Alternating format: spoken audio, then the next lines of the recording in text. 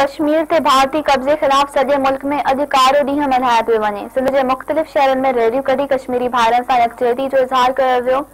सखर में voice of Sukkur तरफ़ां फराज सूमरो, संजर महर, हाकिम बलोच, मुख्तियार सूमरो, मुर्तज़ा महर ऐं ॿियनि जी अॻवानी में पाकिस्तान हाउस खां रैली कढी प्रेस क्लब वटि मुज़ाहिरो कयो वियो। कंदकोट में मुख़्तलिफ़ सियासी समाजी तंज़ीमनि, शहरनि ऐं मुख़्तलिफ़ सरकारी तोड़े गैर सरकारी इदारनि पारां रैलियूं कढी कश्मीरी भाइरनि सां ॿधी जो इज़हार कयो वियो। कश्मीर में डिप्टी कमिश्नर मुनव्वर अली मिठाणी ऐं मुख़्तलिफ़ खातनि जे मुलाज़िमत तरफ़ां कश्मीरी भाइरनि सां इज़हार यकजहती करण लाइ DC ऑफिस खां घंटाघर चौक ताईं रैली कढी वई। खटे में ज़िले इंतज़ामिया पारां एडिशनल डिप्टी कमिश्नर 1 उबैदुल्ला पहोर जी अॻवानी में DC ऑफिस खां मकी पब्लिक पार्क ताईं हिकु रैली कढी कश्मीरी भाइरनि सां यकजहती जो इज़हार कयो वियो।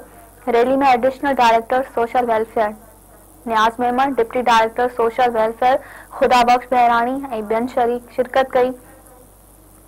मिरपुर ख़ास में शहरनि ऐं सियासी समाजी कारकुननि तरफ़ां डिप्टी कमिश्नर ऑफिस खां प्रेस क्लब ताईं रैली कढी वई, जंहिंमें DC मिरपुर ख़ास सलामत मेमन, DIG मिरपुर ख़ास समेत सिहत, रेवेन्यू, तालीम ऐं ॿियनि खातनि जे ऑफिसरनि तोड़े मुलाज़िमनि शिरकत कई।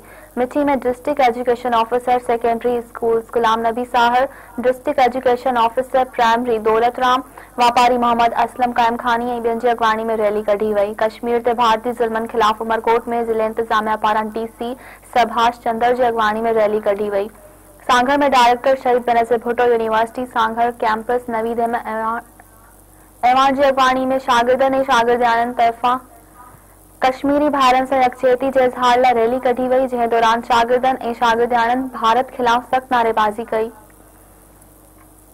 होया तंगवानी, नसीराबाद, ओस्ता मोहम्मद फैज़गंज, कलोई, टंडोजाम, मीरभा गोरचाणी ऐं ॿियनि शहरनि में रैलियूं कढी कश्मीरी भाइरनि सां यकजहती जो इज़हार कयो वियो।